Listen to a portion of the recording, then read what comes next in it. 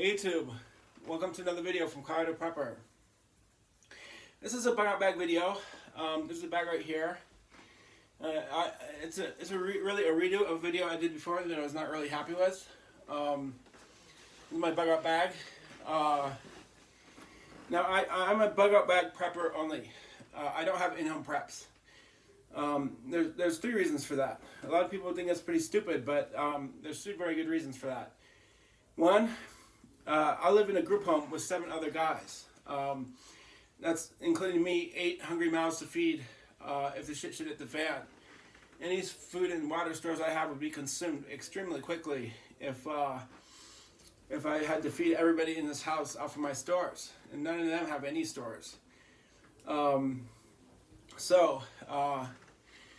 hungry mouths to feed would be impossible to feed for very long if the shit should hit the fan and we don't get any food in this house. Reason number 2.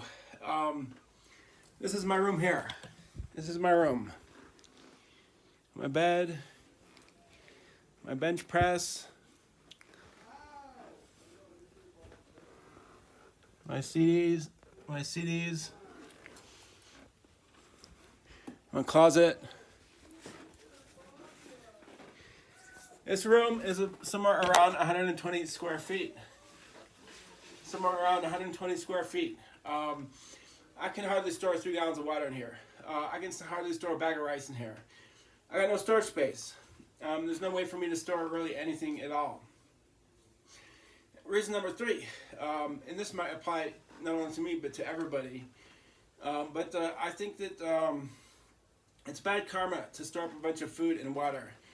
As in, you're setting yourself up for a time of want, sort of spiritually, but also very concretely.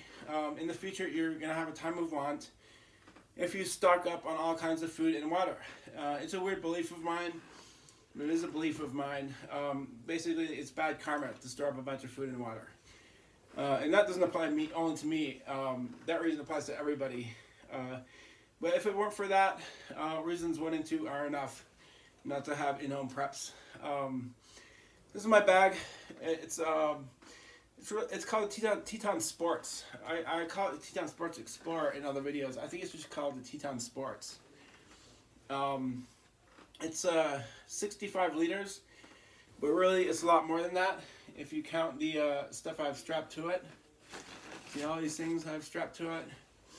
It's really more like 80 liters if you count everything I've strapped to it. With 65 liters, it's a pretty big pack. It weighs in at about 42 pounds. Weighs in at 42 pounds, which is right around 1/5 my body weight, 20%.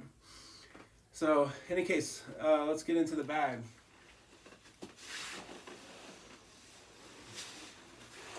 This is it right here.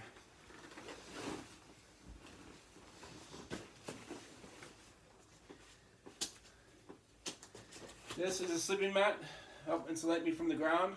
It's very warm, it's like a foam pad.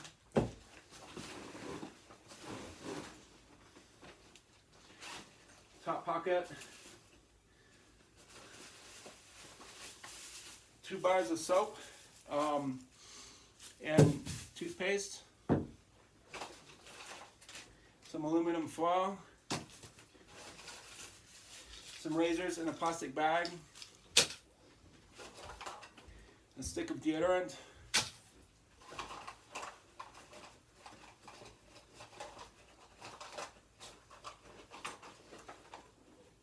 LifeStraw water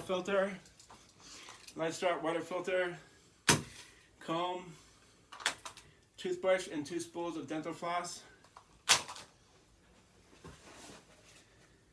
Okay. Now this is cool. It's a pass-through pocket. So this passes behind the pockets. It's a spear. I made it out of an ash tree branch. It's mainly, it could be used as a weapon, but it's mainly to hunt small game with it, ducks and geese and things like that. Spear.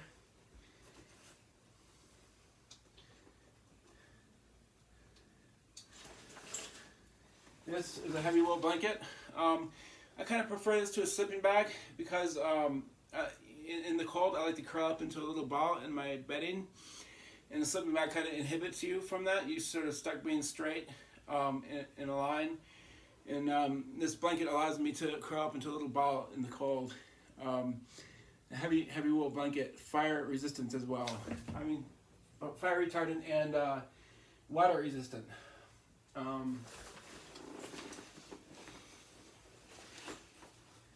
This pocket.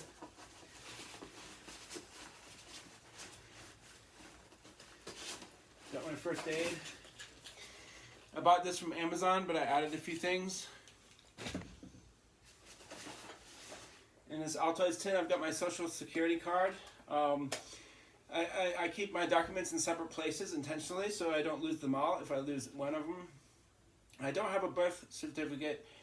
I don't have a passport. I'm really at a loss as to how to get those things. But this is my social security card, and I keep my ID in my wallet. Those are the only documents I have.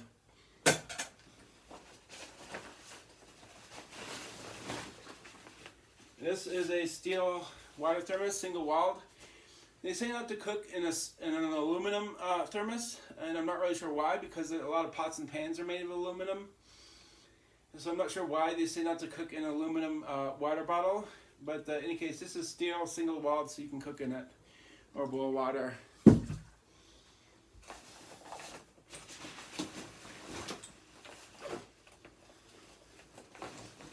This pocket. We've got a map of Denver.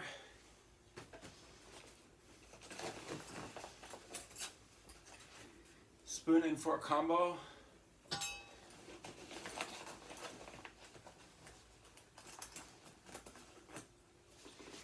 Three tent pegs.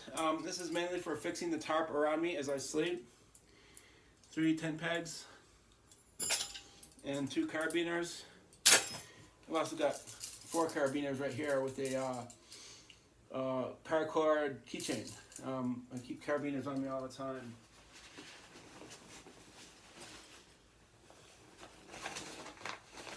Another carabiner.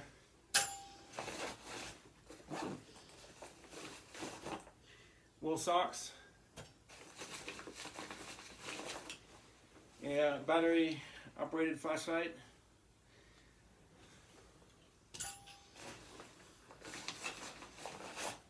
A whistle / compass / thermometer. I got this at Walmart. I see them all the time in bug out bag videos.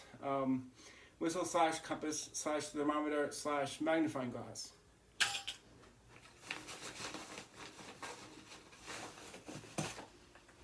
I've got water purification right here, so iodine tablets. And I've got, let's see, 6 spare AA batteries for the flashlight that you saw. It takes 2 AA's. That's it for the side pockets.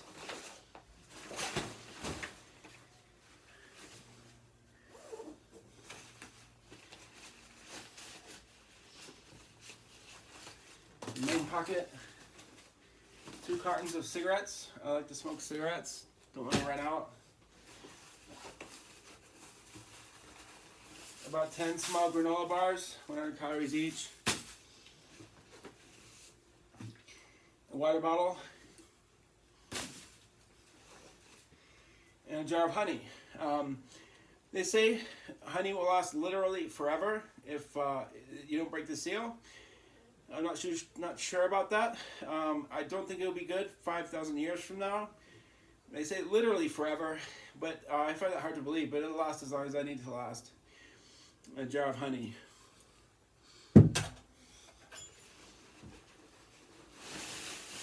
Heavy winter coat.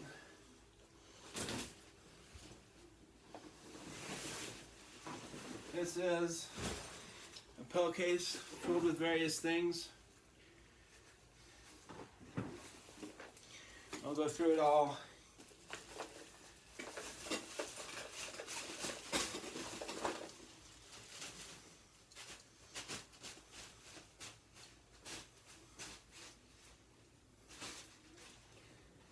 And this is a book of poetry that I wrote and published and don't want to lose.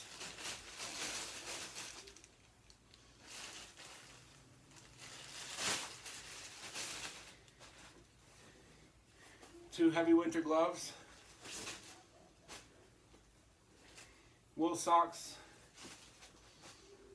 ski mask, cotton bandana, some financial information, Gorilla Tape. This is self-explanatory stuff. This is foot powder. This is for the stink of my feet and also to ward off trench foot. Trench foot can be fatal if it goes untreated. Because this can treat it as well as prevent it. Foot powder, very important. Spare eyeglasses with a lighter in it. More spare eyeglasses with a lighter in it. A tinder called Fire Lighters. Fire Lighters, tinder. Cotton balls for more tinder. I do have some Vaseline in the first aid. And a cooking kettle with nesting cups inside. I think it's Coleman. Coleman is a decent brand. Thread for a sewing kit. 2 spools of thread. And needles for a sewing kit. And that's that. That's the pillowcase. I don't know why nobody else does that with pillowcases. I find it extremely useful rather than put a whole bunch of loose little knickknacks into the main pocket of your pack. It's a lot easier if you put it in a pillowcase. I don't know why nobody does it, but nobody does. Down here, in the bottom of the pack, we've got a big tarp here. Now, I've seen guys pack a tarp that comes in the flat plastic square. When you get it from the store, it's in a plastic bag, in a flat plastic square, and they just put it in their bag. It's not a good idea because you'll never get it back into that flat square again. The best you can do is just bunch it up, the tarp. You'll never get it back into that flat plastic square again. If you don't have it accounted for, you're going to have to either ditch the tarp or ditch something to make room for the tarp when you have to just bunch it up and put it in your pack. You've got to account for that extra space it's going to take. If you pack it in the flat plastic square, in the flat square, you're not going to be able to get it repacked without ditching something. In any case, this also goes to the strap to the bottom of my pack. It's a heavy down coat. And down here,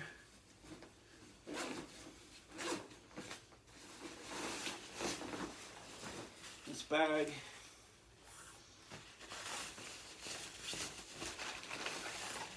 I got 4 pounds of licorice, two 2-pound bags. This can also be used as crawdad bait, fishing for crawdads. I refer you to my crawdad fishing video. And this is my fishing kit. It's got bait, lines, sinkers, hooks, a plastic bottle to use as a spool, fishing kit. That doesn't cover everything. I've also got a Ranger vest, chock full of gear. I've got these fatigues, chock full of gear. So it doesn't cover everything. Covers most of it. In any case, that's about all I got. Hope you enjoyed my video. Peace out.